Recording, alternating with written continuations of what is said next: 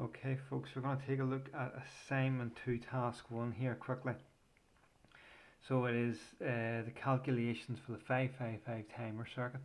The multi-sim analysis, for those that need to correct it, we're going to have to leave that for the time being until we get access to multi-sim. But what we can do, and for those that I've talked to, you need to do the calculations, okay? Now some of you may need to do all of this, some of you can pick out the bits that you need to correct as I've discussed with you.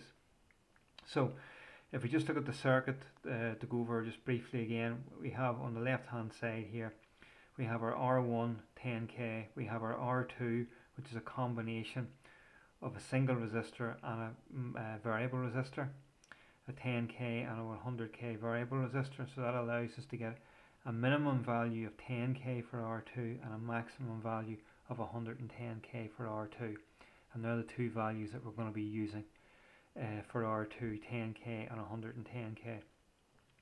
Then we go down to the very bottom, we have our capacitor here, which is 220 nanofarads.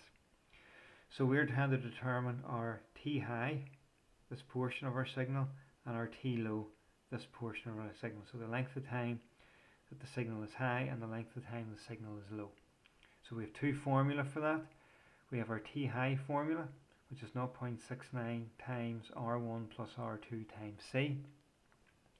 And we have our T low formula, which is 0.69 times R2 times C. Then from that we can calculate our total time simply by adding TH and TL together. And then from that we can find the frequency by putting 1 over the total time. So the first thing we need to consider then is the low value for R2, and that's R2 equal to 10k.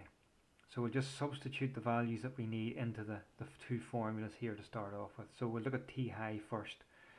So our T high, we have 0.69 times 10 by 10 to the 3 plus 10 by 10 to the 3. So our R1 and our R2 values. R1 10k and R2 is 10k at the minute. Okay, we have our capacitor value of 220 by 10 to the minus 9, which is 220 nanofarads. So I'm not going to do the calculation, you guys are going to have to do the calculation. So you just punch the numbers into the calculator and come out with the answer. Remember, your answer will be, I want your answer in milliseconds. Very important. I want your answer in milliseconds, so that's 10 to the minus 3. Okay, so then we calculate our T low. To our T low formula, then we have 0.69 times R2. R2 is 10k, so it's 10 by 10 to the 3 times 220 by 10 to the minus 9, our capacitor value again. The next thing we need to do is calculate our total time T, and that's simply just add the two together, T high and T low together. Again, our answer will be in milliseconds, very important.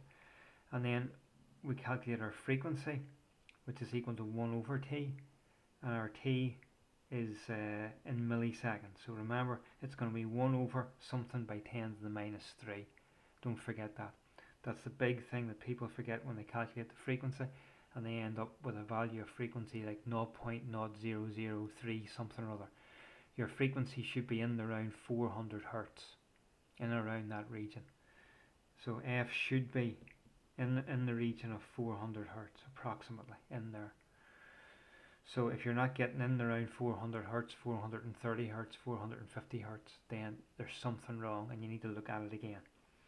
So once you've got that done for R2 equal to 10k, you do the same thing again, only you make R2 equal to 110k. So I need to see all your working out for both sets of results.